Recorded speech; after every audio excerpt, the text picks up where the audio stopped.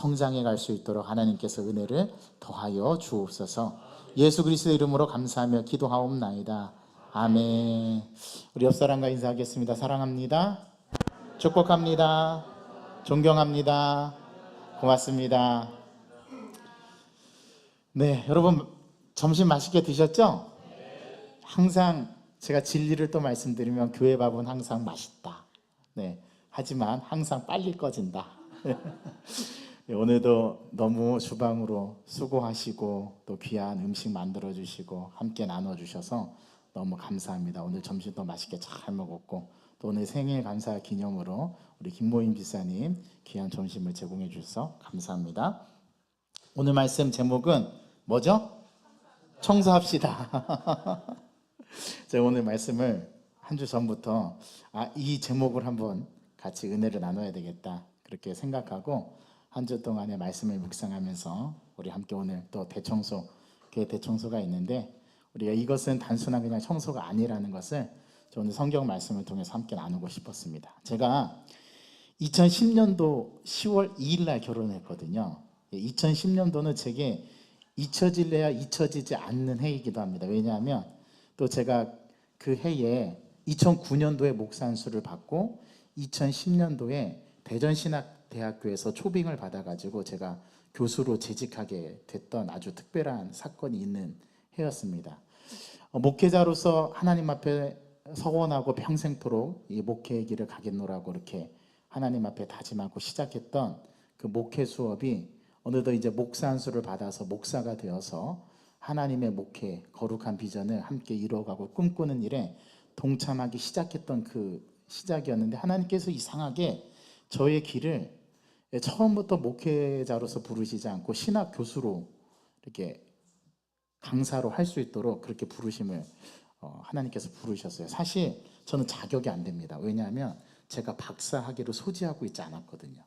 근데 이제 석사 학위만을 가지고 학교의 이사와 또 정 교수님들이 회의를 해서 이제 우리 학교 모교의 출신인 사람을 좀 교수로 초빙하자.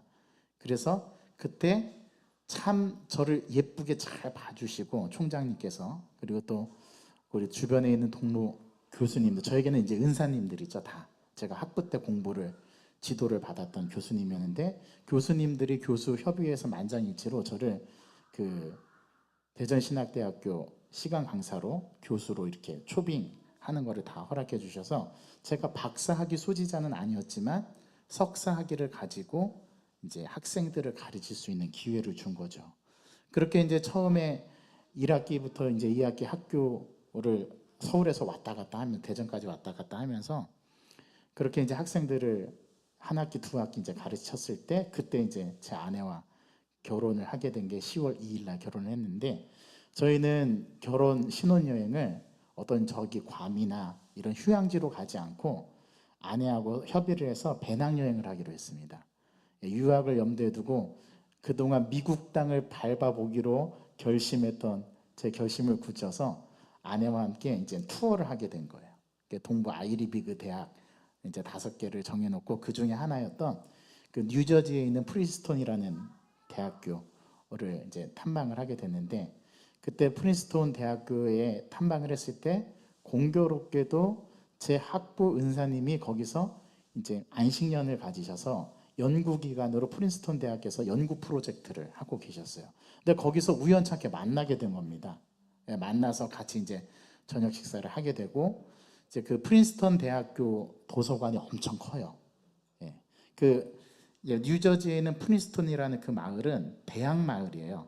학교를 중심으로 해서 마을이 이제 집성촌이 이루어진 그러한 도시였는데 그 도시 하나의 도시 자체가 그냥 대학이라고 보시면 됩니다. 엄청 커요. 그래서 그 프린스턴에서 그 교수님께서 이제 학교 도서관도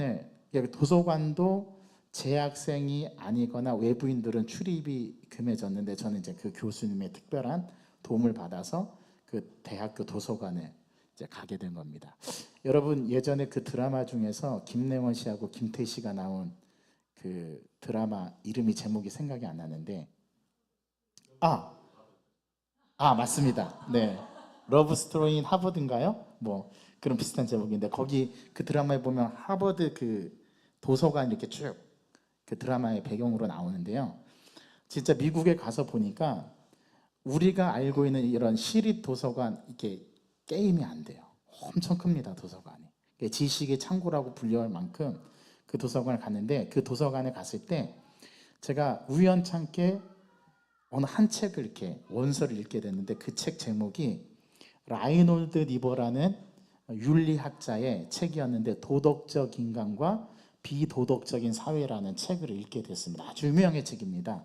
아마 윤리학을 전공하신 분들은 아주 필독서로 읽는 책인데, 그 책을 읽다가 제가 너무 충격을 받았던 한 구절이 오늘 말씀을 준비할 때 생각이 났어요. 그 구절이 뭐냐면, 한 나라의 그 나라가 도덕적으로 건강한 나라인가 아닌가를 판가름하는 기준이 뭐냐면, 그 나라의 종교가 얼마만큼 부패했는가를 보면은 그 나라의 도덕적 수준을 알 수 있다라는 그러한 라인홀드 니버의 글을 읽어본 적이 있습니다. 그때 제가 그 한 문장이었는데 제 머릿속에 다 각인이 됐어요. 아, 그렇구나. 한 나라가 도덕적으로 건강한가 건강하지 않은가를 살펴보려면 그 나라의 종교적 수준을 봐라. 그 나라의 종교가 건강하고 부패하지 않고 종교적 기능을 제대로 하고 있는가. 그것이 불교든 기독교든 상관없이 그 나라의 종교를 보라고 라인홀드 니버라는 윤리학자가 말을 했다는데요. 그 말이 계속 생각이 나서 귀국해서도 그 라인홀드 니버의 책을 쭉 찾아서 탐독했던 적이 있습니다. 근데 재미있는 걸 하나 발견했는데, 그 라인홀드 니버의 동생이 리차드 니버라는 사람이더라고요. 둘이 형제지간이었던 거예요. 근데 둘 다 기독교 윤리학자입니다. 예. 마틴 부버라는 사람도 이 라인홀드 니버의 그 영향 아래에서 그런 책들, 비슷한 책들을 썼는데, 한 나라의 도덕적 수준은 그 나라의 종교와 결부되어 있다라는 게 이 윤리학자의 주장이었어요. 근데 제가 그 얘기를 듣고 보니까 우리 오늘날 한국 나라, 이 대한민국이 건강한가? 도덕적으로. 제가 생각해 볼 때는 그리 도덕적으로 건강한 것 같지가 않아요. 어제도 뉴스를 보니까 이게 입에 담기 거북할 만큼의 사건 사고들이 굉장히 하루 사이에서도 엄청 일어나고, 제가 통계는 잘 모르겠지만 우리나라 대한민국 인구 중에 거의 하루에 한 명꼴은 사망하지 않을까, 그런 생각이 들어요. 범죄로 사망하든 교통사고로 사망하든 아니면은 자연사로 사망을 하든 자기의 명수가 다해서 사망을 하든, 어쨌든 사망하는 사람들이 죽어나가는 이 도덕적 불감증에 대한 그런 위험성이 우리 대한민국에 지금 계속 자리매김돼 가고 있는 것이 아닌가. 언젠가도 한번 말씀을 드렸는데, 살인 사건에 대한 우리가 뉴스를 들어도 또 사람이 죽었구나 그 정도지, 이렇게 놀라거나 이제는 이러한 반응들이 우리 사회에서 점점 사라지고 있는 것 같습니다. 왜 그럴까요? 우리 도덕적으로 건강한가? 우리 그 도덕적으로 건강한가를 보려면 그 나라의 종교를 보라고 했는데, 제가 볼 때 솔직하게 기독교 문제가 많죠. 불교, 여러분 매스컴에 보도가 안 돼서 그렇지 심각합니다. 천주교 말할 것도 없고요. 천주교나 이 불교는 매스컴 언론 플레이를 참 잘하는 것 같아요. 이미 그 언론에 보도되기 전에 다 막아버려요. 근데 우리 기독교는 굉장히 오픈돼 있죠. 이렇게 노출돼 있죠. 항상 기독교인들, 특별히 이제 목회자, 윤리적으로 타락한 그런 크리스찬들에 대한 이렇게 언론이 그리 곱지 못한 시선이 오늘날 한국 사회에 팽배한 그런 정서인데, 오늘 그 라인홀드 리버의 그 나라의 도덕 지수를 알려면 그 나라의 종교 부패 지수를 보라라는 이 말이 오늘 설교를 준비하면서 한층 더 제 마음을 울렸습니다. 여러분, 이 사건은 비단 현대를 살아가는 우리에게만 있는 건 아닌 것 같아요. 오늘 성경에 보니까 히스기야 왕 시대에 그 이전의 왕들까지 행해졌던 우상 숭배와 그 다음에 종교상의 부패, 종교 지도자들의 부패는 이루 말할 수 없는 아주 극단에 치달았던 시대를 겪고 있었다라고 오늘 성경은 이야기합니다. 오늘 말씀 우리가 봉독하진 않았지만 1절에 보면 히스기야 왕이 25세에 남유다 왕으로 등극을 합니다. 꽤 젊은 나이, 청년 때 왕이 된 거죠. 아버지를 이어서 왕이 됐는데, 자, 이 히스기야가 자기 아버지의 왕위를 물려받아서 제일 먼저 한 일이 뭔지 압니까? 성전을 깨끗하게 한 거예요. 그동안 자기 아버지 아하스 때까지 내려왔던 여호와의 성전 문을 다 닫아버렸거든요. 선왕들이 다 종교적으로 부패하고 우상을 섬기고 바알과 아세라 신을 섬기고 하나님 앞에 배반의 역사를 계속 걸어왔던 얌누다가 이제 성전에서 예배드리는 것조차도 폐해버리는, 그래서 성전은 문을 아예 닫아버렸어요. 먼지가 풀풀 남기고 먼지가 그대로 쌓여서 성전이 부패했다라는, 그 나라의 종교가 부패했다라는 것을 알려주는 게 바로 이 첫 절의 말씀입니다. 이때 히스기야가 자기 아버지를 이어서 왕이 됐는데 그의 행보는 자기 아버지의 선함과 완전히 다른 길을 갑니다. 아하스는 산채로 이방 신에게 사람을 제물로 드렸던 사람 중에 한 사람이었는데, 므낫세도 그랬어요.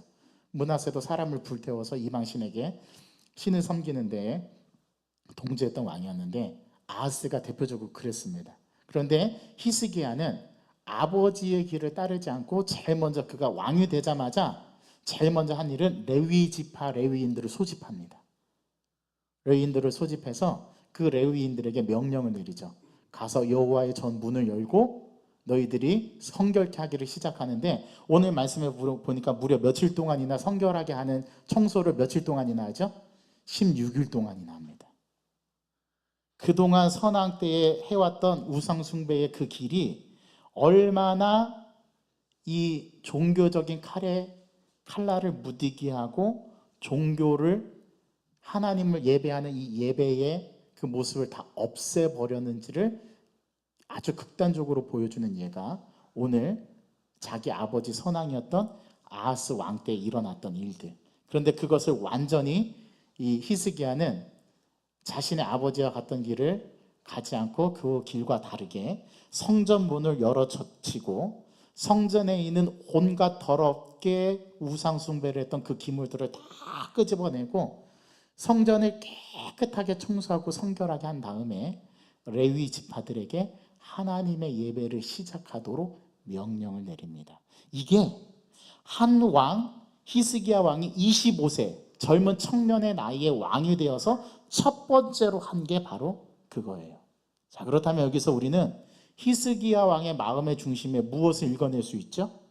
그가 하나님을 향한 예배에 대한 마음과 열망이 얼마나 사무쳐서 아버지 때 하지 못한 것을 자기가 왕이 되어서 왕의 즉위식을 하고 뭐 7일 동안 축제를 벌이고 이거를 한 게 아니라 제일 먼저 왕이 되자마자 자신의 즉위한 축제도 폐하여 버리고 제일 먼저 시작했던 거는 성전 문을 연 거예요.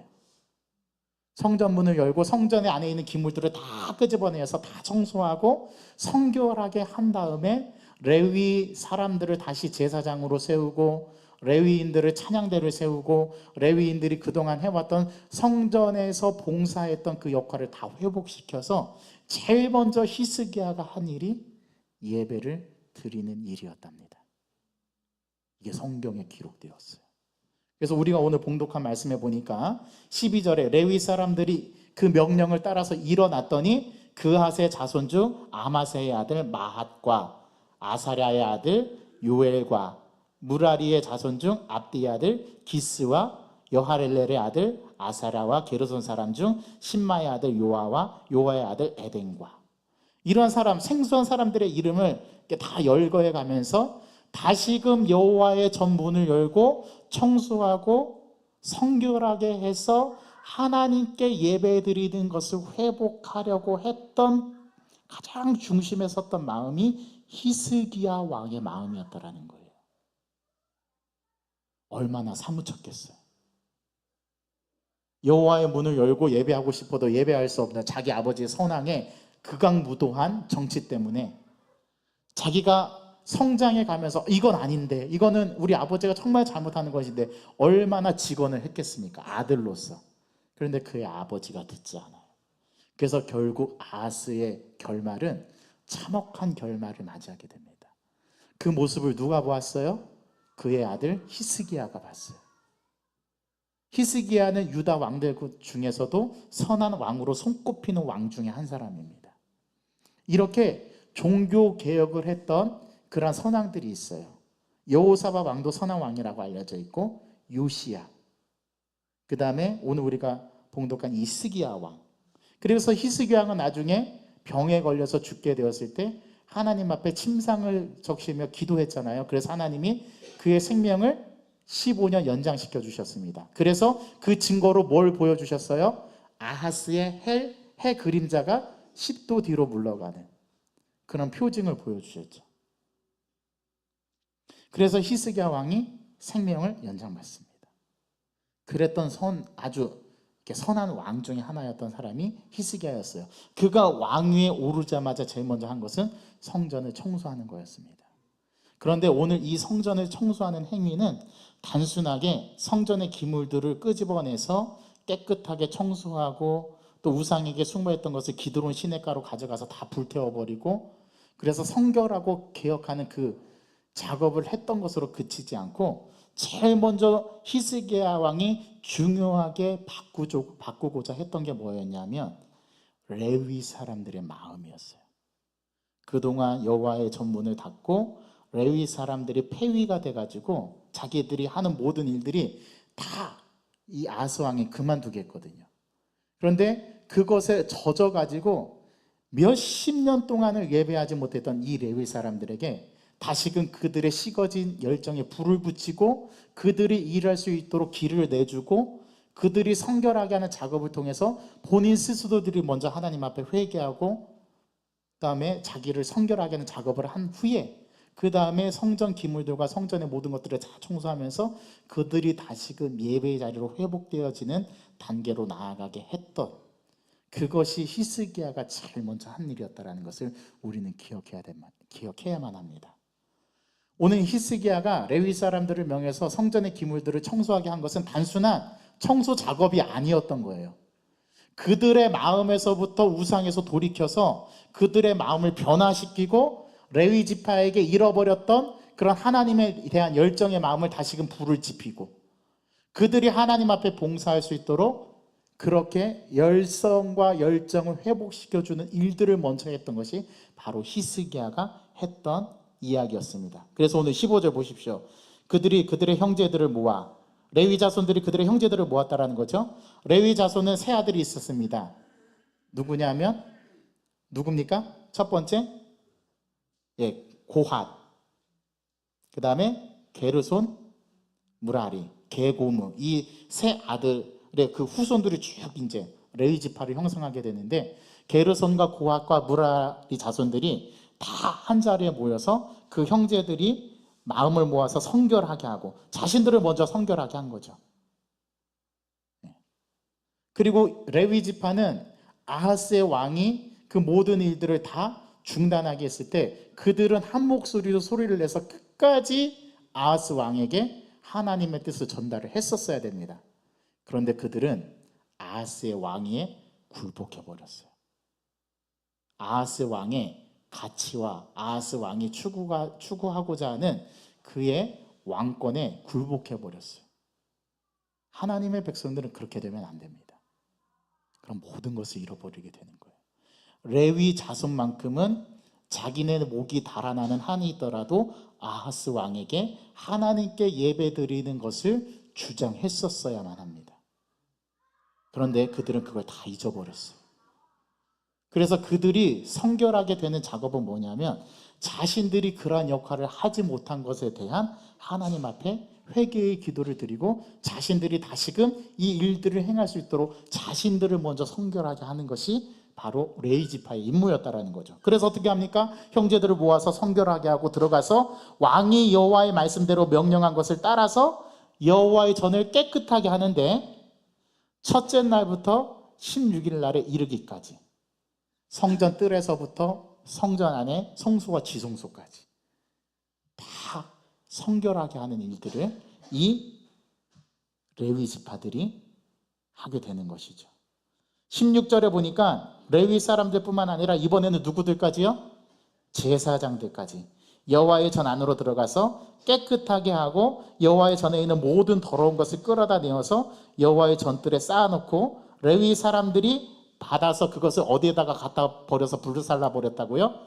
기드론 시내로. 그래서 기드론 시내는 주로 어떤 그 골짜기가 기드론 골짜기가 어떤 골짜기였냐면 이방 신상들을 다 싸그리 몰아다가 거기에다가 불태웠던 장소가 기드론 시내가입니다. 이게 에스겔서에도 나와요. 이사야서에도 나옵니다. 예레미야서에도 언급되어 있어요. 그래서 철저하게 우상 숭배의 길에서 돌이키려고 했던 왕이 히스기야 왕이었어요.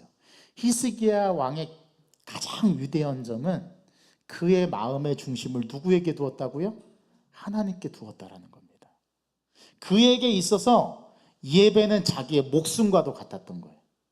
하나님은 그에게 자신의 어떤 것보다도 가장 소중한 것이었어요. 심지어 왕이 조차보다 더 소중한 것이 그에게는 하나님이었습니다.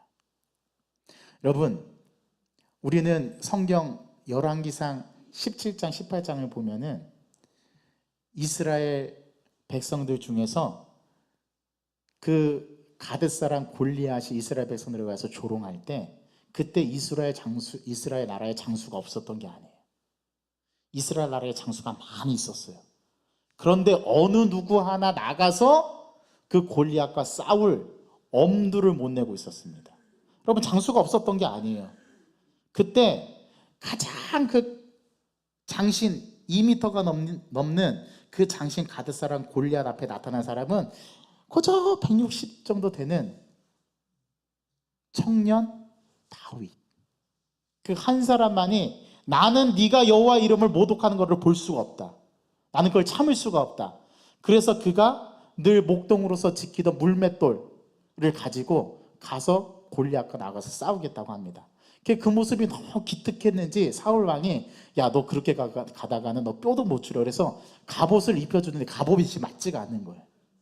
그래서 다윗이 그걸 집어 던져버리고 나는 갑옷이 필요 없습니다. 나는 만군의 이름 여호와 이름 하나면 충분합니다.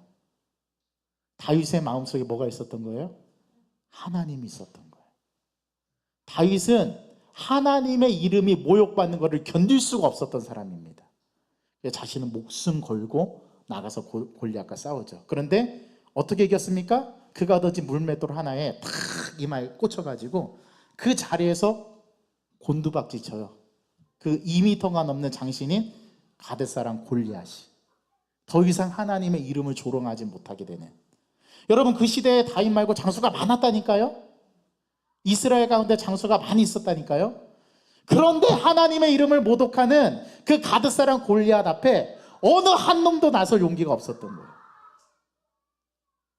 제가 대전신학대학교 크리스찬 대학교입니다. 체프를 드리는데 다 목사 후보생이 되겠다고 하는 사람인데 체프 시간에 아멘 소리 한마디가 안 나와요.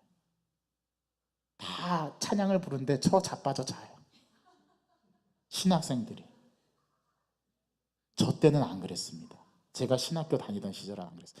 하나님의 일을 하겠다라고 하는 선지 동산에 아니 그 예배 채플 예배가 드리기 싫으면 학점 빵꾸 내면 될 거 아니에요. 근데 학점은 채우자고 앉아있는데 예배는 드리기 싫고, 그게 신학생들의 모습이었어요. 누구 욕할 것 없어요. 하나님의 군사가 되겠다고, 하나님의 종들이 되겠다고 해서 채플 시간에 모여서 예배를 드리는데 찬송을 부르는 사람, 설교자가 유명한 강사님 오셔서 말씀을 전해 주시는데 아멘 한마디 못하는, 학점 아까우면 빵꾸 내면 될 거 아니에요. 왜 양심을 속이고 거기서 왜 잡니까? 그게 오늘날 우리의 현실이에요. 여러분, 예배를 목숨처럼 여러분들 여기시면서 이 하나님의 거룩한 이 예배당을 정말 여러분들의 목숨만큼 사랑하시고 그렇게 하나님 앞에 예배하고 있는지, 무엇이 여러분들을 그렇게 하지 못하게 만듭니까? 직장의 문제입니까? 가정의 문제인가요? 건강의 문제인가요? 우리 이 시대가 가드사람 골리앗이 판을 치는 시대와 똑같습니다. 근데 어느 하나 누구도 나서서 그 가드사람 골리앗과 대적할 장수가 많은데 아무도 나서질 않아요. 그때 지금까지 해왔던 모든 관례를 뒤엎고 히스기야 왕이 제일 먼저 왕위가 되자마자 여호와의 전을 문을 열고 이 성전을 성결케 하는데 무려 16일 동안 얼마나 사무쳤겠어요. 성전의 문을 닫고 바닥을 씻고 먼지를 폴폴 날리는 이 성전을 다 먼지를 제거하고 우상에게 섬겼던 그 제단에 우상적인 이방적인 요소가 있으면 다 그것을 끄집어내다가 기드론 시냇가에 불살라버리고 다시금 성전을 깨끗하게 해서 하나님께 예배드리는 본래의 성전으로 만드는 이 히스기야의 그 마음. 여러분, 마음이 생각을 지배하고요, 생각이 지배를 받게 되면 반드시 행동으로 나타나게 되어 있습니다. 리차드 리버의 말이 꼭 맞아요. 그 나라의 도덕적 건강의 수준을 보려면 그 나라의 종교의 부패상을 봐라. 맞습니다. 그 나라의 종교가 건강하면 그 나라가 건강할 수밖에 없어요. 이 윤리학자가 그런 일화가 있어요. 어느 학생이 이 라이노드 리버를 찾아와서 질문을 했답니다. 교수님, 우리가 윤리적으로 도덕적으로 건강하고 그런 사람으로 성장해 가려면 무엇이 필요합니까? 어떻게 해야 됩니까? 그러자 그 교수님이 그 학생에게 되물었답니다. 자네 책상은 깨끗한가? 자네 책상은 잘 정리되어 있는가? 물었대요. 너무나 황당한 말이잖아요. 오늘 예수님과 니고데모의 대화처럼. 근데 그 안에는 진리가 담겨 있더랍니다. 가서 그 말씀을 듣고 자기 가서 책상을 보니까 자기 책상이 어지럽혀져 있대요. 그래서 다시금 돌아와서 교수님 제가 책상이 어지럽혀져 있더라고요. 책상이 잘 정돈되지 않았습니다. 그랬더니 그 교수님이 하시는 말씀이 네 영적 상태가 지금 그와 같다 라고 진단을 내려줬답니다. 설교 준비하면서 제 책상을 둘러봤어요. 제 책상도 그렇게 깨끗한 편은 아니더라고요. 제 영적으로 분란이 있고 영적으로 분산되어 있는 마음을 대변해 줍니다. 여러분 오늘 가셔서 여러분들의 책상을 잘 살펴보시기 바랍니다. 잘 정돈이 되어 있는지. 그래서 어떤 영성학자는 그렇게 얘기했어요. 영혼은 잔잔하고 삶은 가지런하다. 영혼은 잔잔하고 삶은 가지런하다. 영적으로 깨끗하고 청결한 사람은 그 영적인 청결함과 깨끗함이 우리들의 육신의 삶 속에서도 고스란히 배어서 나타나게 되어 있습니다. 그거를 그 윤리학자는 책상에 정돈된 거를 보고 척도로 삼았던 거예요. 가끔 제 책상이 어지럽혀질 때가 있어요. 내가 의도치 않게. 저는 본래 청소하는 걸 좋아하고 정리를 잘하는 걸 좋아하는데 가끔 그러지 못할 때가 있어요. 그러면 저는 깨닫습니다. 내가 지금 영적으로 굉장히 어수선하구나. 그래서 다시 그 마음을 다잡아요. 하나님께 조용히 기도하면서 내 신앙의 점검을 하나씩 해보는 것. 우리가 오늘 이 예배를 마치고 나면 우리는 제터 청소를 하게 됩니다. 우리 예배당 깨끗하죠. 그런데 우리가 또 손봐야 할 곳이 많아요. 청소해야 될 것도 많고요. 어떻게 보면 오늘 우리가 청소하는 이 작업은 우리가 눈에 보여지는 것만 청소하는 게 아니라 우리 영혼을 깨끗하게 한다라고 생각하면 좋을 것 같습니다. 여러분 진정한 청소는요, 우리 영혼을 정화시키는 거예요.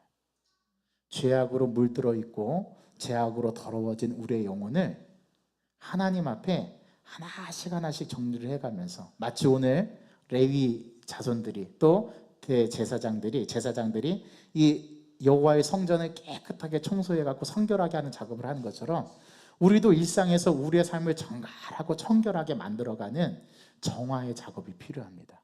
그게 뭘까요? 그게 예배입니다. 그리고 하나님 앞에 우리가 회개하고 기도하는 기도가 그렇고요. 우리가 말씀의 조명을 받아서 나의 영적 상태를 말씀의 척도의 기준점으로 삼아서 나는 하나님 앞에 잘 가고 있는가, 그거를 돌아보는 것이 바로 우리의 예배입니다. 그거를 회복하셔야 돼요. 청소해내셔야 돼요. 그래서 오늘 제목을 저는 청소합시다. 제가 청소하자는 말은 교회에 청소하자는 말이 아니라 우리 영혼의 각종 더러운 것들을 히스기야처럼 결단하고 다 그것을 기도로 시냇가에 갖다 버리고 새롭게 우리의 마음을 변화받은 존재로서 새롭게 하자는 말입니다. 이 작업이 저와 여러분들에게 필요해요. 이걸 영혼의 작업이라고 합니다. 우리의 영을 더 맑고 깨끗하게 만드는 작업에 우리가 관심을 가져야 돼요.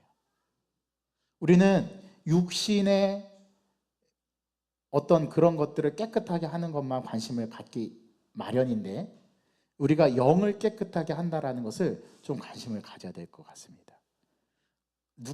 어떤 의사가 그런 말을 했어요. 이게 정확한 근거가 있는 말인지는 모르겠지만 피를 맑게 하려면 파를 많이 먹어라, 은행을 많이 먹어라, 그런 이야기들이 의학적 근거가 있는지 모르겠지만 피를 맑고 정화시켜주는 그러한 음식들이 있듯이 우리의 영혼을 정화시키는 방법이 있습니다.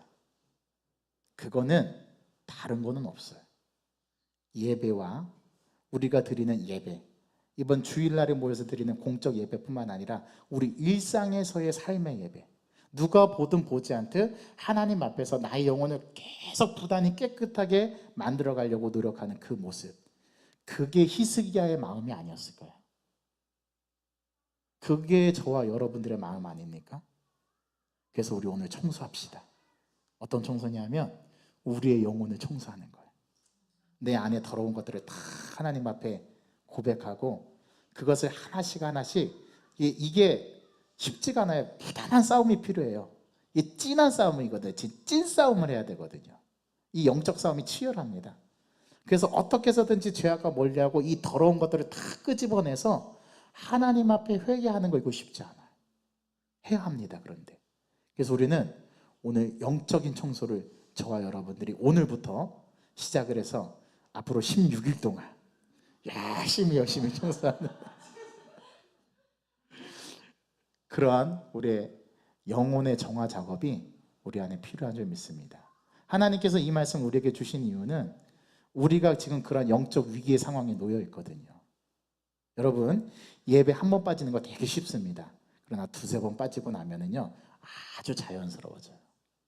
여러분, 우리가 기도 안 하는 거요, 한두 번 안 하면 마음에 불편함이 듭니다. 그런데 한 열흘 안 하면은요 마음의 불편함도 사라져요. 그리고 그것이 아주 자연스럽고 지극히 당연한 게 됩니다. 그러나 그렇지 않습니다. 제가 말씀드렸잖아요. 가드사람 골리앗이 하나님의 이름을 모욕할 때 이스라엘 장수가 많았다니까요. 이 사실을 꼭 기억해야 합니다. 우리는 우리의 신앙은 제가 볼 때 안전지대가 아니에요. 저와 여러분들 한국교회 교인들이 이걸 깨달아야 돼요. 우리가 하나님 앞에 회개하고 하나님 앞에 다시금 부르짖고 그런 영적 각성과 운동들이 다 지금 사라져가고 있어요. 이게 사실은 악한 마귀 사단들의 노림수거든요. 이럴 때일수록 더 우리가 정신을 깨워서 부르짖어야 합니다. 이게 무브먼트를 버려야 돼요. 예배에 대한 무브먼트, 기도에 대한 무브먼트, 회개에 대한 무브먼트. 교회에 요즘에 모이는 게 적어지잖아요. 모임에 대한 무브먼트가 일어나야 돼요. 일단 모여야 되거든요. 모여서 예배하고, 모여서 교제하고, 모여서 식사하고, 모여서 함께 대화를 나누고, 그 안에 많은 역동들이 살아서 꿈틀대기 시작할 때 우리의 신앙, 잃어버렸던 신앙에 불을 붙이고 이그나이트, 점화를 시키는 거죠. 그런데 아무것도 안 한 상태에서 저절로 불이 붙여질 것이다라고 기대하는 것은 사실 칼만 안 들었지 날강도입니다. 그렇죠?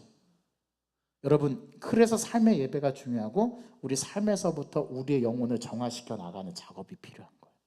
그래서 그런 의미에서 오늘 제가 청소합시다, 여러분들에게 슬로건을 외칩니다. 여러분, 여러분들이 가지고 있는 이 영의 맑은 기운을, 또 영의 새로운 바람을 불러일으킬 수 있는 그러한 영적인 무브먼트를 저와 여러분들이 오늘부터 다시 시작할 수 있는 그러한 영광교회 모든 성도들이 되기를 바랍니다.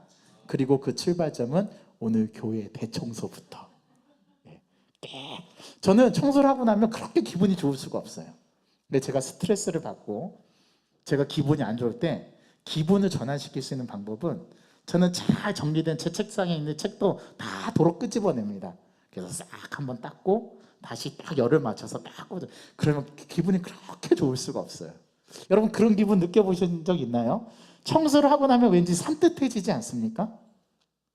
이게 리프레시 될 수 있는 거예요. 우리의 영혼의 정화 작업도 마찬가지예요. 우리가 회개를 열심히 하고 나오면 마음이 시원함을 느껴요. 왜 그럴까요? 회개를 통해서 죄 씻음을 경험하기 때문에 그렇습니다. 우리가 날마다 회개의 고백을 하는 것은 예수님께서 십자가에 못 박히신 사건을 기억하고 우리의 죄를 그 십자가에다가 못 박는 것을 의미해요. 그러니까 영의 생각을 육신의 생각으로 바꾸는 작업이 바로 회개입니다. 회개를 우리가 리턴이라고 하잖아요. 리펜턴스라고 하는 이유가 뭐냐면 이 수선하는 거거든요. 고치는 거거든요. 회개한다라는 말이 고치다라는 의미가 있는데 어떻게 고치냐면 내 영혼이 일그러지지 않고 죄악이 범해지기 전에 그 상태로 돌아가서 그 상태를 쭉 유지하는 게 회개예요, 사실은. 그래서 우리가 잘못된 지점으로 돌아가서 거기에서부터 다시 시작한다는 게 회개의 의미가 있어요. 여러분, 오늘부터 저와 여러분들은 이 청소의 시작을 열심히 해서 우리의 영혼을 깨끗하게 만들어가고 하나님께서 성전을 이 레위 지파 사람들을 통해서 제사장들을 통해서 깨끗하게 하신 것처럼 저와 여러분 성전된 이 몸을 깨끗하고 정화하게 맑게 만드는 작업, 이 작업을 저와 여러분들이 계속해서 해 나가시기를 주님의 이름으로 간절히 소망합니다. 여기에서부터 신앙은 시작됩니다.